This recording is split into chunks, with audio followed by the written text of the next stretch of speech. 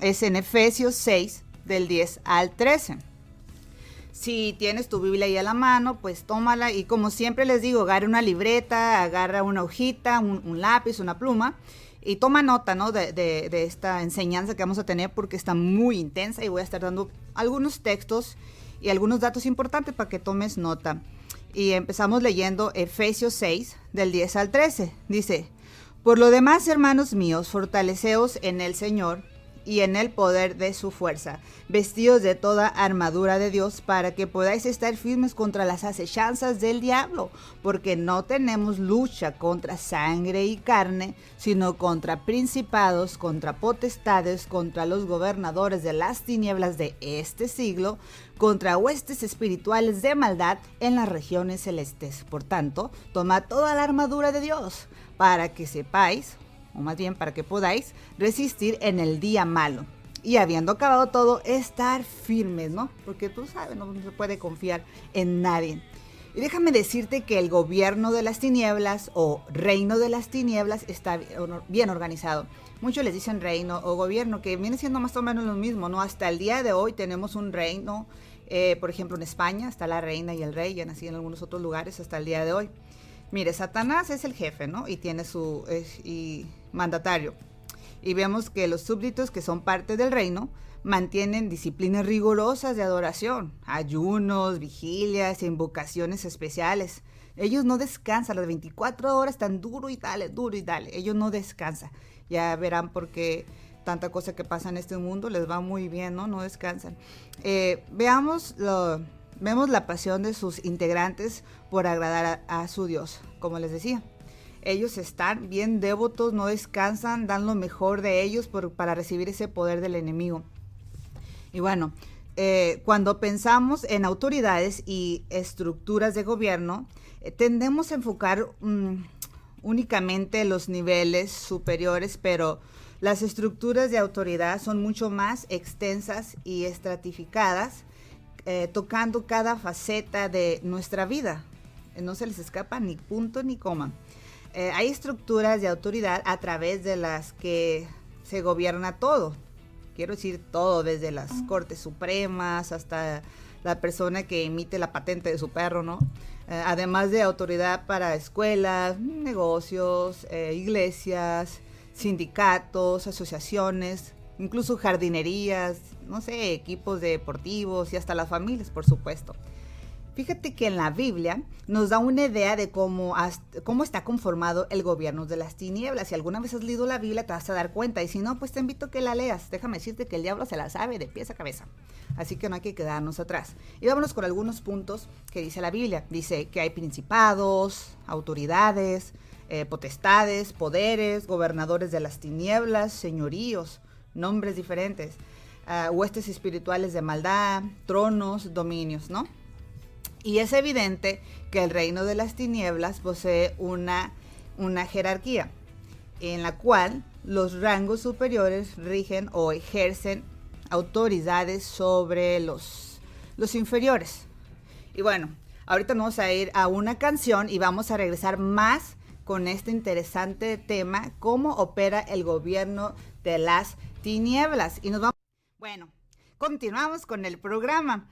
Cómo opera el gobierno de las tinieblas. Estás escuchando La Neta Te Liberta, en busca de la verdad. Soy tu amiga Roquel Palominos y entramos de lleno al tema.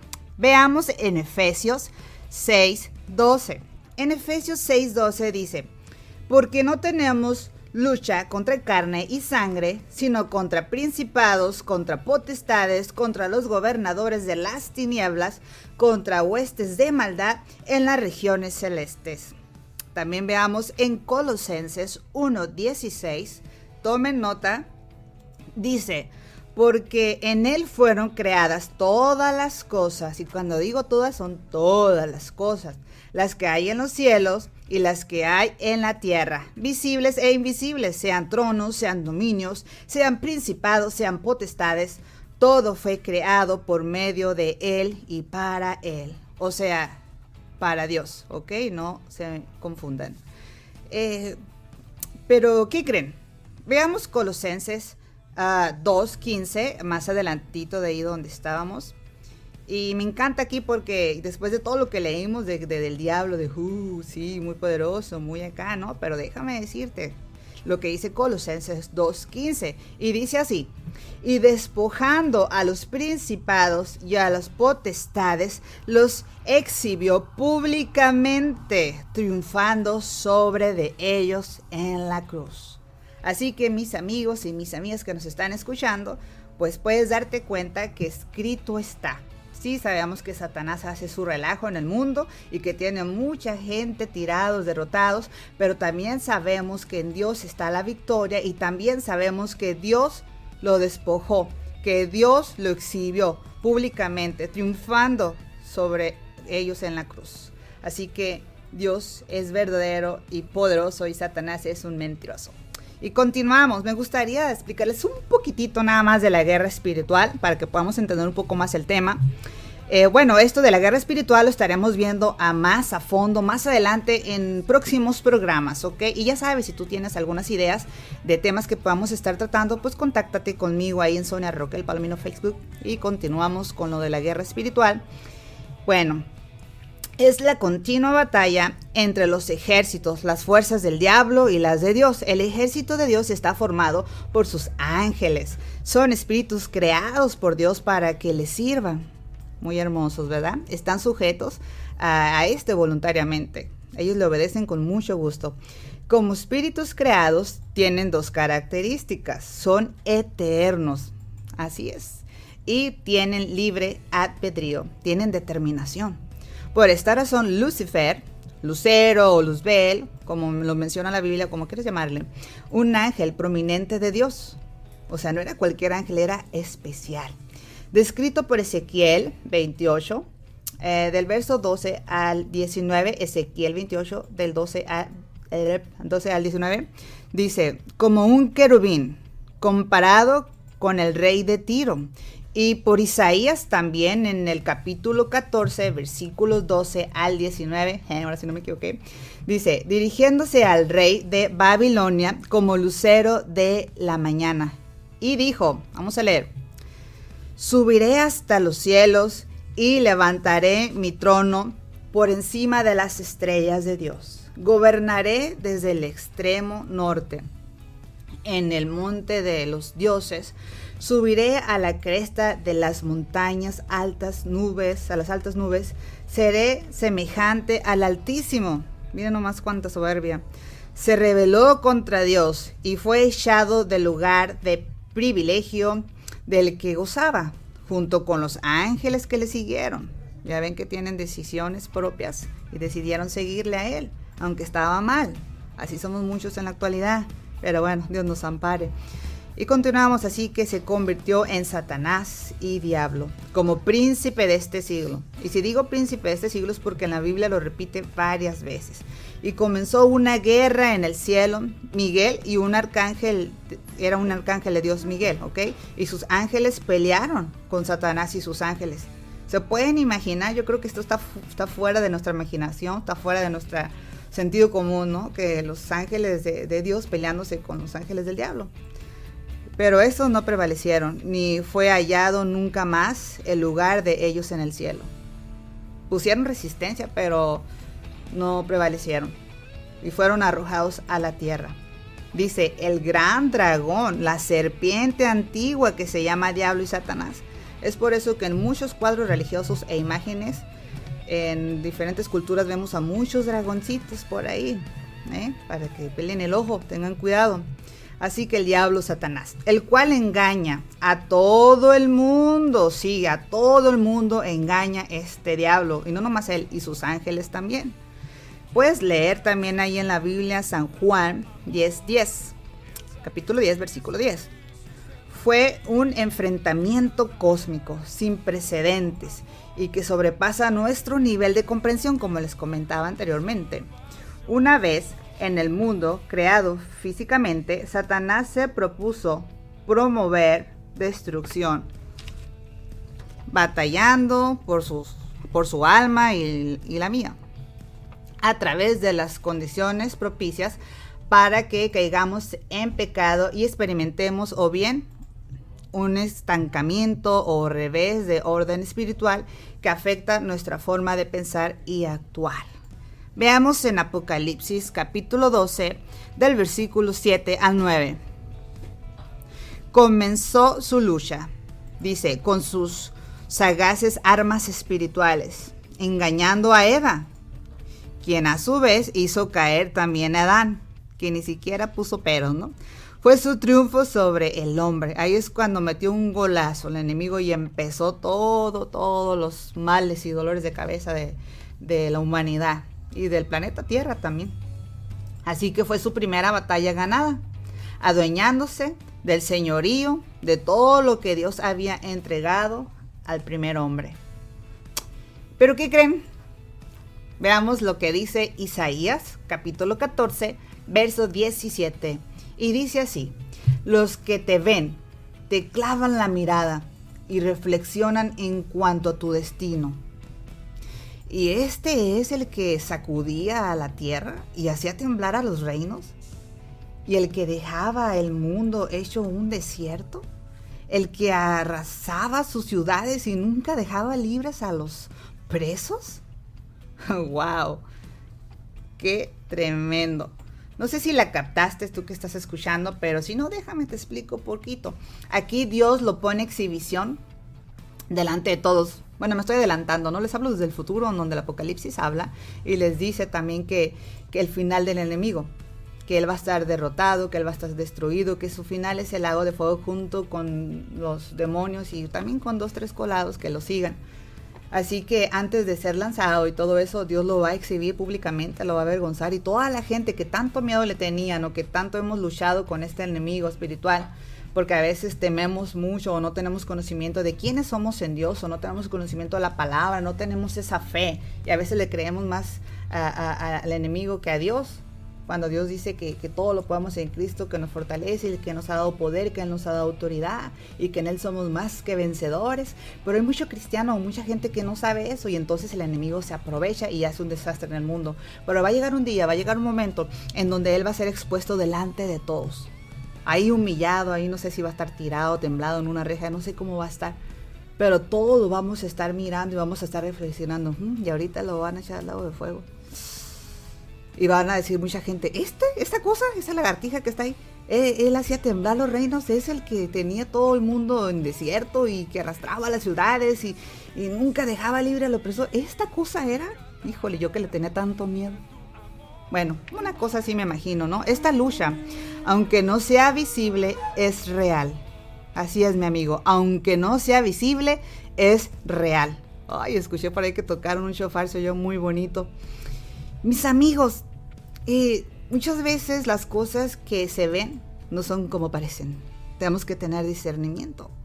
Por eso les digo, esta lucha es invisible, pero es real. Sus estragos se producen en las almas de seres humanos. Sí, dotados de libre albedrío. Acuérdense que no somos robots. Nosotros elegimos, decidimos todo. Desde que nos levantamos estamos tomando decisiones. Si se trata simplemente de una cuestión de poder, el Dios Todopoderoso podría dominar al príncipe de las tinieblas en un momento, pero la lucha por las mentes y los cuerpos continúa debido a que el desequilibrio de la lucha depende de la voluntad humana. Así es, todo está en ti. Si tú crees, puedes hacerlo. Si tú piensas que lo puedes lograr, lo puedes hacer en Dios. Pero tenemos una lucha, a veces no creemos ni nosotros mismos, no nos queremos ni nosotros mismos. Y es bien tremendo. Tenemos que tener conocimiento de la palabra. El conocer la palabra es poder. Déjame decirte que el adversario que odia todo lo que se parezca remotamente a la imagen de Dios, lo aborrece, no le gusta. Aunque es bien copia, no una copia barata, todo lo hace, todo lo voltea. También aborrece al hombre intentando controlarlo. Y ahorita vamos a entrar en una etapa muy interesante de este estudio, así que toma nota, mi amigo, toma nota, mi amiga, y vamos conociendo al enemigo. Y vamos con este punto de la lucha. Como leímos en el texto base de Efesios 6, del 10 al 13, habla de una lucha, ¿verdad? Que nuestra lucha no es contra carne y sangre. Y nos dice que una de las más grandes demandas de la iglesia es saber distinguir entre la lucha espiritual, otras de tipo social, personal o político. De otra manera, creyentes individuales y grupos de creyentes son fácilmente arrastrados a entablar batalla contra adversarios humanos, en lugar de luchar por medio de la oración contra las invisibles maniobras del infierno que está detrás de las escenas, ¿no? Así como muchas veces lo he dicho, realmente no es la suegra, no lo tomes personal, es quien está detrás de la suegra, el enemigo. Entonces, ¿cómo vencemos eso? No sé, cachetadas, esto es orando, usando tus rodillas, usando tu boca, declarando. Esa es nuestra lucha, es espiritual, por lo tanto nuestras herramientas de defensa son espirituales también, ¿verdad? Y bueno, sobre las bases de este pasaje se anuncia la responsabilidad asignada a la iglesia. A la iglesia no me refiero a una iglesia de 4 paredes, sino todos los que conformamos la iglesia de Cristo, todas las personas. De esta manera, participar en la batalla de la oración con el propósito de que el mal sea obligado a retroceder de esa forma. Así es como lo logramos, imponiendo la voluntad de Dios. Y el siguiente punto es los principados, como decía el texto de Efesios. Principados es un territorio. No se refiere a personas o ser espiritual, sino al territorio que está bajo su responsabilidad. Son poderes espirituales del mundo invisible, sean buenos o malos. Bien podríamos llamarlos espíritus territoriales, ¿verdad? Los malos luchan contra la posición celestial de los santos. Puedes leer en Daniel, en el libro de Daniel, capítulo 10, versículo 13. Y ahí te ves una referencia sobre lo que estamos diciendo. Ahí habla de unos ejemplos claros también en el Antiguo Testamento. Los ejércitos de demonios se oponen a los propósitos de Dios. Las luchas terrenales a veces reflejan las que tienen lugar en los cielos. Ajustemos nuestra lucha espiritual hoy a la situación actual, en la que vivimos en este mundo. El príncipe de Persia era la cabeza de las fuerzas espirituales que comandaba el principado de Persia. Entonces ya sabes que había un príncipe de ese lugar de Persia, unos principados, ¿no?, diabólicos, demoníacos, luchando especialmente contra el pueblo de Dios. ¿Ya ven? Algunos ángeles tienen influencia sobre determinadas naciones. El gobernante de Persia, un ángel malvado cuya habitación estaba en los lugares celestiales, o sea, el dominio invisible. Intentó retener a los cautivos israelitas para que no regresaran a su tierra natal. Esto nos revela el gran dominio que tales principados y potestades de las tinieblas pueden ejercer sobre las naciones. En este mismo capítulo encontramos otros príncipes angelicales que gobiernan naciones. Uno bueno, Miguel. Él gobierna y guarda las actividades de Israel. Puedes leerlo ahí en el versículo 13. Dice el príncipe malo de Grecia en el verso 20. Ahí está el príncipe malo de Grecia. Wow, ahora es otro príncipe y es de Grecia, ¿no? ¿Quién tal? Es como decir el príncipe de Tijuana, ¿no? O el príncipe de Baja California. Son los potestades que están tomando el control con una onda de maldad, ¿no? Y este príncipe malo de Grecia en el verso 20, quien tal y como fue profetizado, finalmente impuso su predominio sobre el príncipe de Persia. La guerra de Miguel en las regiones celestiales debían estar dirigidas contra Persia y después contra Grecia. Cada una de estas naciones iba a tener poder sobre el pueblo de Dios. Persia y Grecia estuvieron representadas por príncipes demoníacos. ¡Qué tremendo! Pero Dios es el Señor del pasado, es el Señor del presente y por lo tanto es el Señor del futuro. Y todos los hechos están registrados en este libro de la verdad. Así que si no tienes un libro de la verdad, pues cómprate uno, ¿no? Aunque sea en la versión más económica. Ahora vamos con el siguiente punto, potestades y gobernadores. Toma nota. Bueno, aquí tenían dominio sobre una jurisdicción. Se refiere el grado o nivel angélico, por decirlo así, ¿no? Autoridad, derecho. Los diferentes grados de los ángeles caídos del ejército de Satanás no implica mayor autoridad ni dominios especiales sobre nosotros. Son las potestades de Satanás, también conocidas como fortalezas del diablo. Las potestades de Satanás que depende de cuánto deseo tenga la gente de pecar. Así es, él nomás anda haciendo que la gente peque y según te agarra donde la pata de palo, ¿no? Como decimos, tu área más frágil. Si tienes batallas mucho por decir, para dejar de tomar, pues por ahí. ¿Qué crees, amigo? Te regalo una cubeta de cerveza o te ganaste un cupón para puras cosas así, existe para que sigas pecando en el área en donde más se te dificulta. El enemigo te ha estado estudiando todo este tiempo y ya sabe cómo eres y cómo hacerte caer, ¿verdad? Pero recuerda, en Cristo somos más que vencedores. Resistir al diablo y huirá de ti, dice la palabra. No, todo está perdido, no se me espanten. Bueno, y continuamos que te hace pecar, ¿no? Según la inclinación hacia lo malo, así Satán comisiona a sus ángeles que se especializan en estimular la práctica de ciertos pecados según el gusto o el placer del hombre. Producen un esfuerzo constante sobre la sociedad para acrecentar y propagar ciertos males y pecados hasta convertirlos en costumbres de los pueblos, con las fiestas paganas, ya sabes, como el famoso Día de los Muertos, Halloween, y también en otros lugares en donde hacen sacrificios, ritos espeluznantes por la ignorancia de la gente que ni siquiera está civilizada, y hacen cosas horrorosas gracias al enemigo.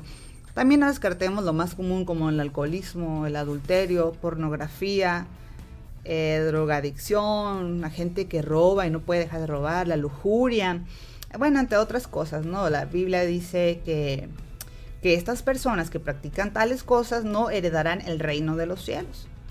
Así que si tú estás en alguno de estos problemas, pues acércate a Cristo, renuncia a ello para que tú puedas tener parte en el reino de los cielos. Las potestades son espíritus o comisiones de poder para inducir al hombre hacia un mal. Estas fuerzas demoníacas se fortalecen y predominan según los hombres y pueblos los inviten con sus malos hábitos. Hay ciudades que predominan cierto pecado, por ejemplo el suicidio. Yo recuerdo que hace unos años atrás varios grupos de jóvenes fuimos a Saltillo, Coahuila, hicimos una campaña y ahí estuvimos orando en las calles y todo.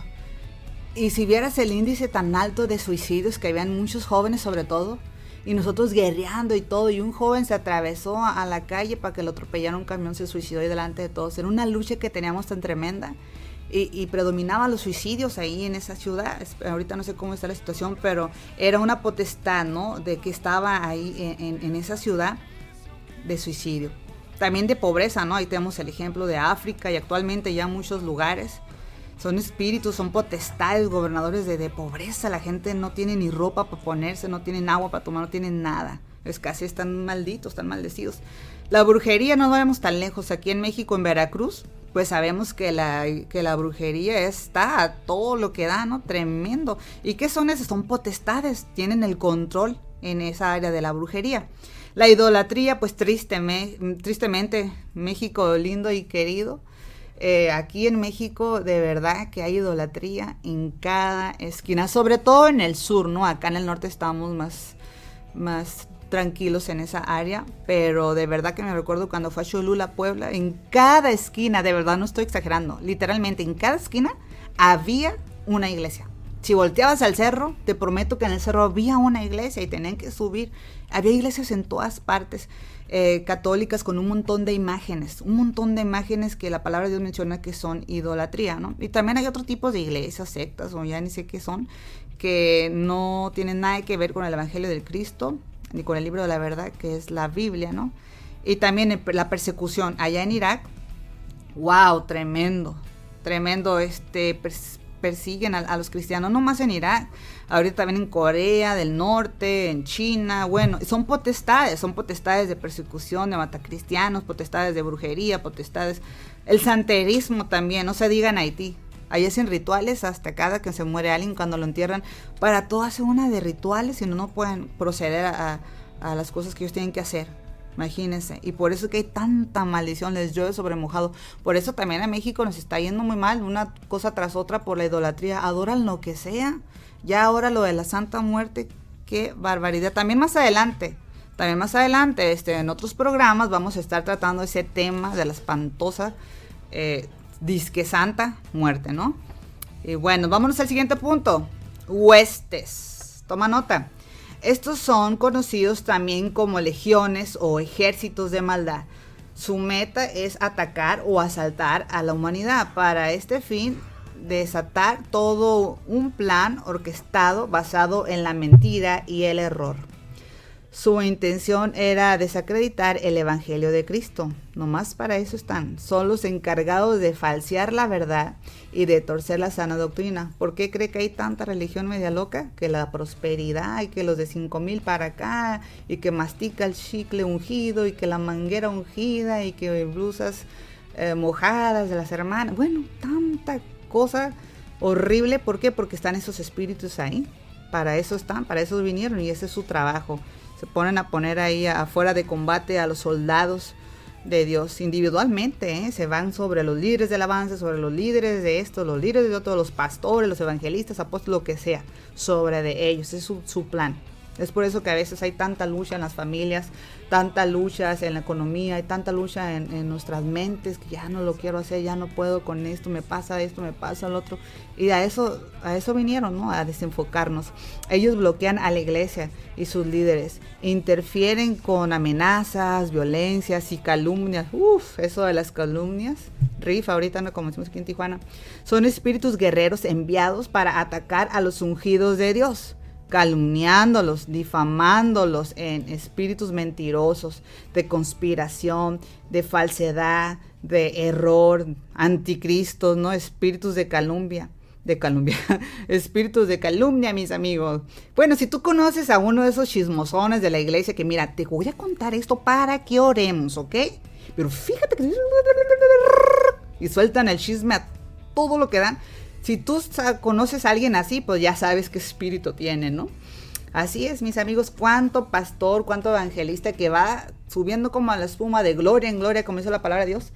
No le inventan un amante, se la ponen ahí un amante, le hacen cada cosa para arruinarlos. Muchas veces, tristemente, es verdad, ¿no? Porque pues a eso vino el enemigo, las huestes. Pero en otras ocasiones es puro chisme y le destruyen la iglesia, se divide y es un desastre. ¿Por qué? Por el chisme. Dice que los chismes separan a los mejores amigos, dice ahí en Proverbios. Así que cuanto más efectivo sea un creyente para el Señor, tanto más experimentará los salvajes ataques del enemigo. Así es, entre más te levantes, pues más ataques vas a tener. No te espantes, ¿no? Es como de tanto limón que te tira, pues hazte una limonada, ¿no? Bueno, el mandamiento a tener en cuenta es que seamos fortalecidos en el Señor y en los ilimitados recursos de su fuerza. Así es, mi amigo, hay veces donde no tenemos la salida y miramos una pared y atrás un hoyo y dices, ¿qué hago? Ahí es cuando Dios se glorifica. Si tú permaneces fiel, Dios abre una puerta en donde no hay. Bueno, tú no te preocupes, Dios siempre busca la manera de sacarnos adelante. Yo no sé ni cómo le hace, es maravilloso nuestro Dios. Así que tenemos que tener fe en las cosas que no se ven, como si fueran, ¿verdad? Por ejemplo, tú estás en una situación bien fea y tú dices, yo creo que la situación va a cambiar, yo creo que va a mejorar, y te enfocas en eso, en lo bueno que va a haber, y sucede. Y no es mágico ni místico, son promesas de Dios. Si tú puedes creer, verás la gloria de Dios. Pero el enemigo te pone esas trabas enfrente para que te desenfoques y nomás te claves en eso y te desanimes y adiós. Para abajo, ¿no? La depresión. Bueno, siguiente punto. Tronos. Implican un reino que se ha manifestado de generación en generación y están sobre una y varias naciones. Cuando hablamos en lo natural del trono de Inglaterra, por ejemplo, podemos visualizarlo como un imperio conquistador, dominante sobre todas las naciones que conquistan sus colonias. En lo espiritual sucede lo mismo. Así es, son reinos que gobiernan varios países. A Nabucodonosor, rey de Babilonia, Daniel le llama rey de reyes, con R's minúsculas, ¿no? La palabra lo confirma diciendo, tú, oh rey, eres rey de reyes, porque el Dios del cielo te ha dado reino, poder, fuerza y majestad. Ahí léelo en Daniel 2, verso 37. En la escritura bíblica analizamos que Dios llama tanto a Satanás como a algunos demonios de alto nivel con nombre de reyes. Sí, esto lo podemos ver también en el libro de Isaías, donde a Lucifer se le llama rey de Tiro.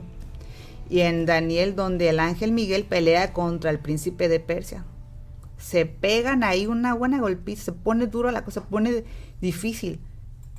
No lo dejaba llegar el ángel, se estaban peleando, imagínate. Wow, qué tremendo, es una realidad el mundo invisible. Y vámonos al siguiente punto, los dominios. Los dominios.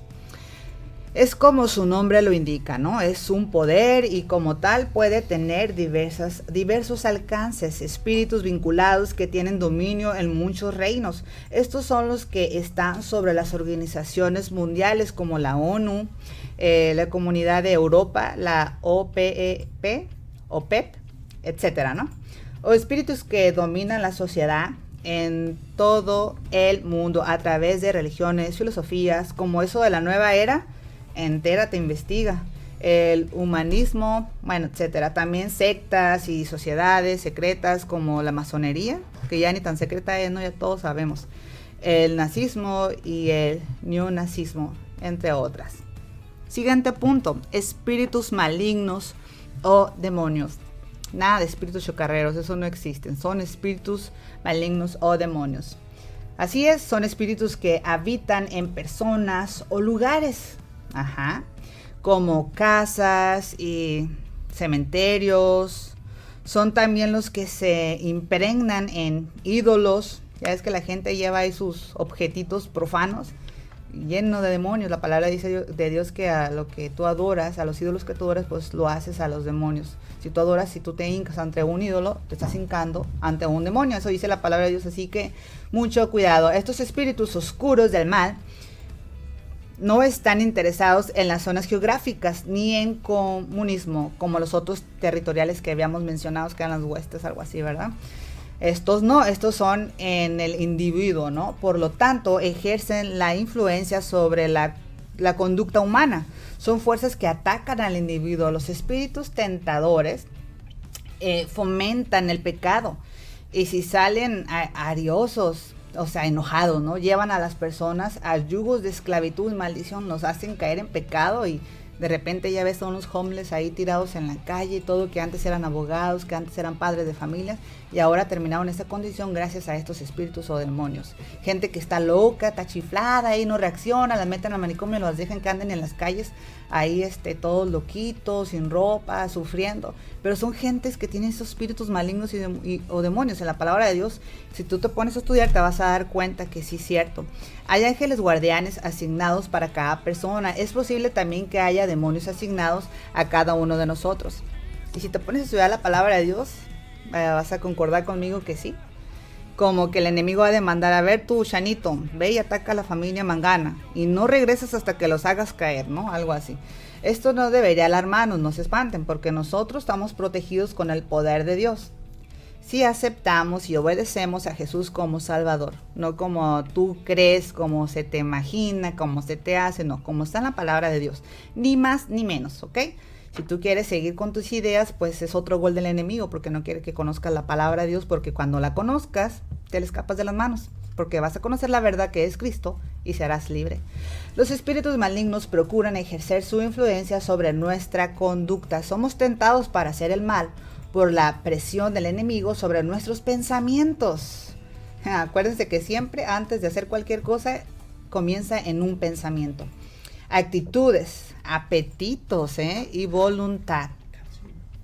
Pero note que es una influencia y no una causa.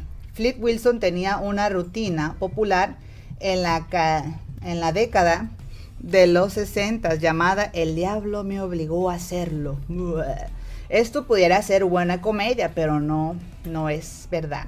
La gente afirma ser imponente, pero no lo es. Por ejemplo, un cleptómano de esos que están enfermos y roban sin poder detenerse, ellos no roban cuando saben que lo están vigilando. ¿Verdad? Entonces se hacen.